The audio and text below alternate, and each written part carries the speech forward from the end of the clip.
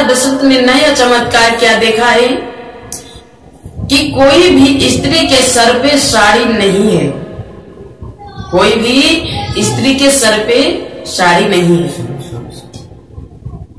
जबकि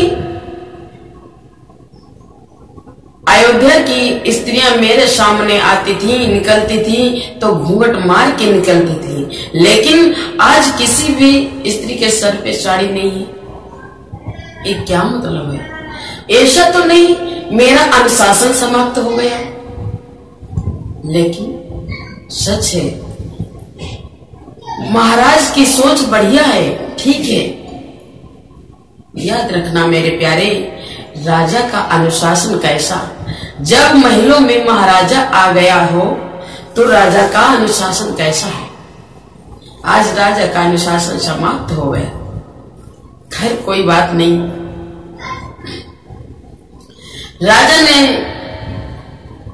राजा जैसे ही अंदर जाने लगे तो एक दासी खड़ी थी, बोल पड़ी, ए राजन उधर कहाँ चले जा रहे हो? अरे उधर कहाँ जा रहे हो?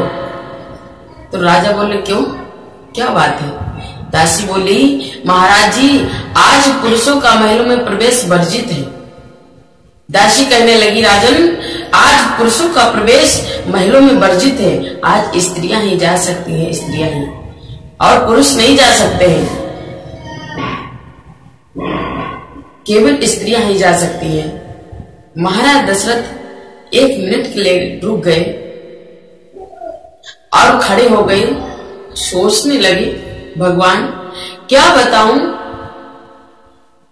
जब मेरे घर में पुत्र का जन्म नहीं हुआ था तो मैं सीधे धकाता हुआ अंदर चला जाता था, लेकिन मेरे प्यारे आज बताया है राजा ने कि जब घर में पुत्र होते देर नहीं, घर में पुत्र होते देर नहीं और घर में प्रवेश वर्जित हो गया। आज राजा बेचारे बड़ी दुखी होने लगे, सोचते हैं कैसे पुत्र का दर्शन हो, पुत्र का दर्शन कैसे किया जाए, और मुझे दर्शन भी करना है। आज ध्यान आ गया था तत्काल गुरुदेव वशिष्ठ का, किस प्रकार से कि गुरु वशिष्ठे कह गयो हंकारा, आए दुजन सहित नप द्वारा। गुरु वशिष्ठ कह गयो हंकारा, आए दुजन सहित नप द्वारा। जैसे ही गुरुदेव के पास में सूचना पहुंची है, आज गुरुदेव आ गए, बोले राजन कैसे याद किया है? राजा बोले, गुरुजी सुनो,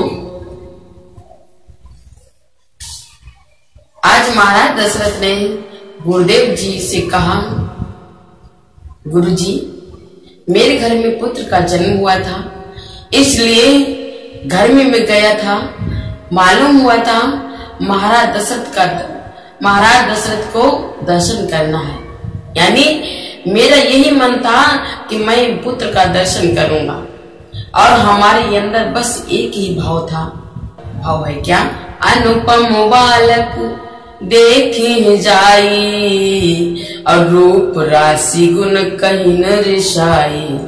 गुरुजी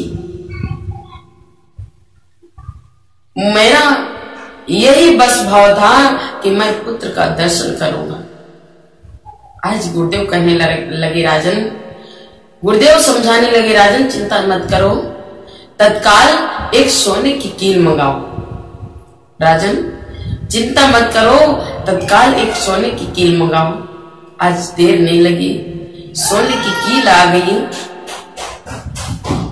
और बोले थोड़ा सा शहद मंगाओ। आज शहद भी आ गया। राजा से कहा गुरुदेव ने, हे राजन चलो। गुरुजी आगे आगे जा रहे हैं और महाराज दशरथ गुरुदेव के पीछे से जा रहे हैं, और जैसे ही रनवास के गेट पे पहुंचे हैं, तो आज किसी दासी ने महाराज दशरथ को नहीं रोका। गुरुदेव और महाराज दशरथ को किसी दासी ने नहीं रोका, क्योंकि मेरे प्यारे दासी होशियार थी। दासी ने सोचा है कि जो महाराज दशरथ को प्रसाद मिला है, पुत्र के रूप में जो प्रसाद मिला है, वो गुरुदेव वशिष्ठ की दया कृपा से मिला है।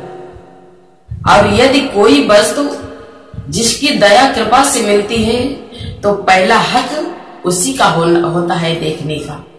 इसीलिए आज दासी कुछ नहीं बोली, लेकिन याद रखना थोड़ी देर पहले राजा को वापस कर दिया था दासी ने।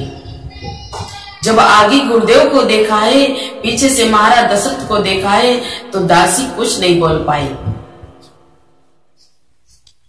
आज मेरे प्यारे, जैसे ही महाराज दशरथ आज पहुंचे हैं महलों के अंदर गुरुदेव के साथ, प्रेम के साथ में सभी लोगों ने दर्शन किया है। सोने की कील को शहद में बोर करके राम के ओंठों पर ओम शब्द लिख दिया। सोने की कील को शहद में बोर करके राम के ओंठों पर ओम शब्द लिख दिया है। आज नंदी मुख शाद करी जाति कर्म शौकीन, हाटक धेनु बसन मुनि नपुबी प्रण कही दे। आज नंदी मुख श्राद्ध किया है, लेकिन याद रखना महाराज, नंदी मुख श्राद्ध क्या होता है? नंदी मुख श्राद्ध क्या होता है? ध्यान देना कि नंदी मुख श्राद्ध ये होता है, उस दिन जो राजा के यहाँ भंडारा बना था, राजा ने जो भंडारा बनवाया था, वो समस्त भंडारा गायों को खिला दिया गया। नंबर 1 में ये नंदी मुख श्राद्ध कहा जाता है, और इसको नंदी मुख श्राद्ध कहा जाता है। और नंबर 2 में नंदी मुख श्राद्ध के मतलब होता है, जो घर में हमारी बूढ़ी माताएं होती है ना, घर में बूढ़ी माताएं होती हैं, वो एक आटे की गाय बनाती है, आटे की गाय बनाती है, और आटे की गाय बना करके उस शिशु के सारे शरीर में स्पर्श करती है। आटे की गाय बनाकर शिशु के सारे शरीर में स्पर्श करती है, और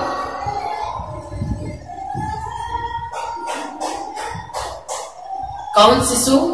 जिसका जन्म होता है, जिस बेटी का जन्म होता है।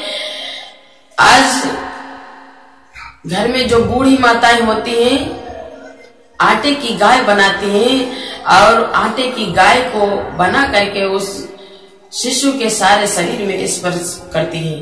बाद में वही आटा गाय को खिला देती है। नंबर 2 में ये नंदी मुख श्राद्ध हुआ है।